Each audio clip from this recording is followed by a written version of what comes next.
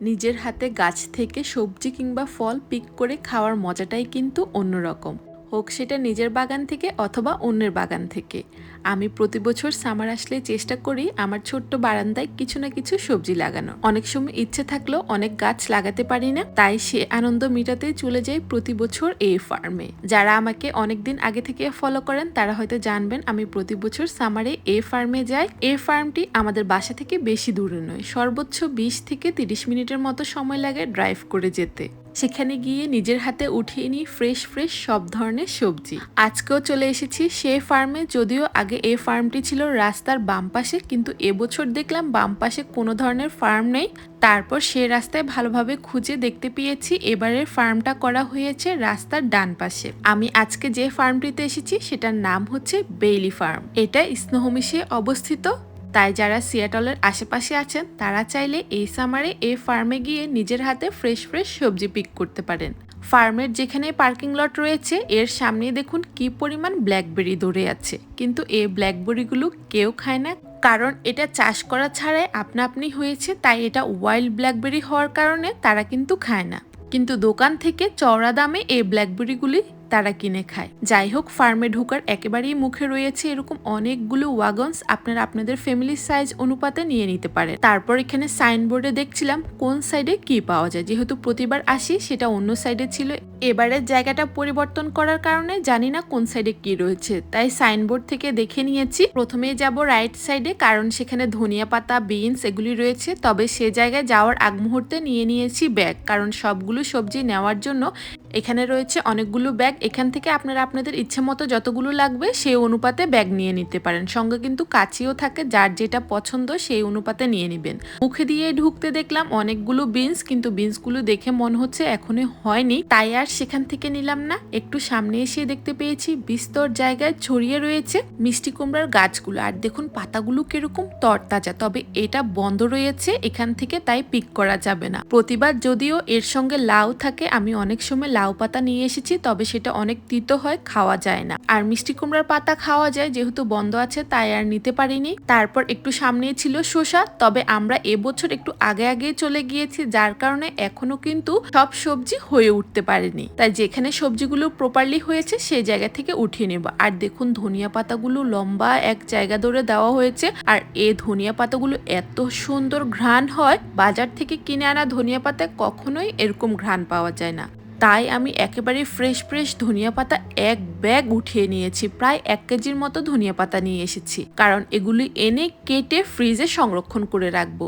আর দেখি যদি পারি ধনিয়া পাতার ভর্তা বানিয়ে খাবো। তারপর এর সামনেই ছিল স্ট্রবেরি গাছ, তবে স্ট্রবেরির সিজন শেষ হওয়ার কারণে তেমন ছিল না, খুঁজে খুঁজে ছোট ছোট কয়েকটি স্ট্রবেরি পেয়েছি ইনায়ের জন্য, সেগুলি ইনায়ে খেয়ে নিয়েছে। আর এখানে একটি জিনিস দেখতে পেয়েছি, প্রতিবার যখনই ফার্মে আসি এই গাছগুলো, এবার কেন জানি দেখে মনে হচ্ছে এই গাছগুলি কি আমাদের দেশি ডাটা নাকি হচ্ছে এটা কোনো ধরনের জংলা গাছ। আপনারা যদি জেনে থাকেন আমাকে একটু জানাবেন, কারণ এর আগের বছর যখন আমি এই ফার্মে এসেছি সেখানে একটা গাছ দেখে আমার মনে হয়েছে বতুয়া শাক, আর ছবি দেওয়ার পর আপনাদের কাছ থেকে জানতে পেরেছি না এটা হচ্ছে সত্যিকারে আমাদের দেশীয় শাক, বতুয়ার শাক। এখন থেকে আমি সেই শাকটি উঠিয়ে খাই।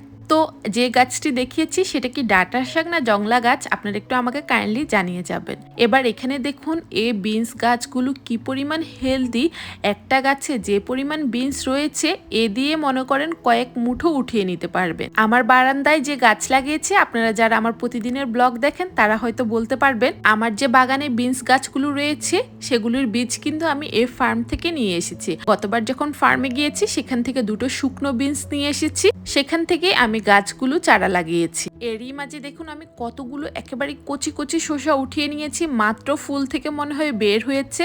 আর এই শসাগুলো খেতে কি যে পরিমাণ মজা হয়, তাই আমরা প্রতিবার যখনই যাই একসঙ্গে অনেকগুলো শসা নিয়ে আসি। এবার চলে এসেছি ফার্মের বাম সাইডে, এসেই তো দেখে আমরা মহা খুশি, এই প্রথমবারের মতো আমরা সামনাসামনি কোনো আপেল গাছ দেখতে পেয়েছি। যদিও এদেশে অনেক ধরনের আপেল গাছ রয়েছে রাস্তার ধারে পাশে, কিন্তু সামনাসামনি কখনোই দেখা হয়নি।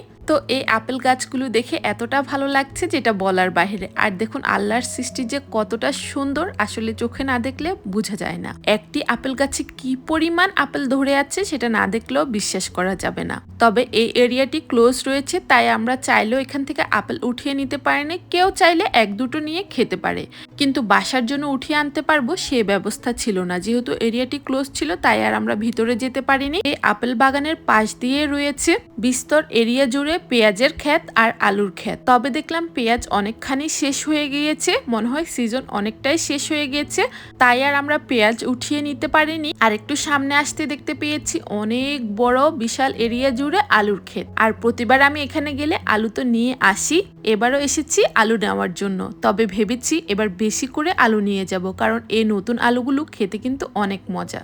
আর দেখুন একটা আলু গাছ উঠানোর সঙ্গে সঙ্গে কতগুলো আলু বের হয়েছে। আমার তো ইচ্ছে করছে সবগুলো আলু গাছ উঠিয়ে নিই। আলুগুলো দেখে এত ভালো লাগছে যেটা বলার বাহিরে। এভাবে আলু উঠাতে উঠাতে আমরা প্রায় 20 এলবির মতো আলু নিয়ে এসেছি। বুঝুন তাহলে কি কাণ্ডই না ঘটিয়েছি। মোটামুটি সব ধরনের সবজি উঠিয়ে নিয়েছি, এবার বাসায় যাওয়ার পালা। এই ফার্মে আসতে আসতে আমাদের 12টা বেজে গেছে, এখন প্রায় 2টার উপরে বাজে। এর উপরে যে পরিমাণ গরম, গরমে সবার অবস্থা খারাপ। আর এদিকে দেখুন আমার পায়ের অবস্থা কি, মনে হচ্ছে ক্ষেত থেকে কাজ করে এসেছি। বাম সাইডের ফার্মে যখন গিয়েছি তখন গিয়েছি আপেল বাগানের সামনে দিয়ে, কিন্তু আসার সময় অন্য সাইড দিয়ে আসতে মনে হয়েছে সহজ হবে, সেখান দিয়ে আসতে দেখি এতগুলো রাসবেরি গাছ, পুরো একটা বাগান জুড়ে রাসবেরি ধরে আছে। প্রথমবারের মতো এরকম গাছ থেকে রাসবেরি উঠিয়ে খেয়েছি, সত্যি অনেক মজার ছিল। দোকান থেকে যখন কিনে খাই সেটা কিন্তু অনেক বেশি টকটক থাকে, তাই আমার কাছে ভালো লাগে না। এখানে ফ্রেশ রাসবেরি গুলো নিয়ে খেতে পেরেছি, সেটা অনেকটাই মিষ্টি ছিল। তো এই তো সবকিছু শেষে চলে এসেছি বিল করতে। এখানে কিন্তু বোর্ডে লেখাই থাকে কোন সবজির কি পরিমাণ দাম, সেই অনুপাতে প্রায় $70 বিল করে এখন বাসার উদ্দেশ্যে চলে যাচ্ছি। এবার বাসায় গিয়ে সব সবজি ভালোভাবে ধুয়ে নিতে হবে, কারণ অনেক বালু লেগে আছে, সেগুলি ভালোভাবে ফ্রেশ করতে হবে। তাহলে ভিডিওটি এখানে রাখছি। সবাই ভালো থাকবেন, সুস্থ থাকবেন, আমাদের জন্য দোয়া করবেন।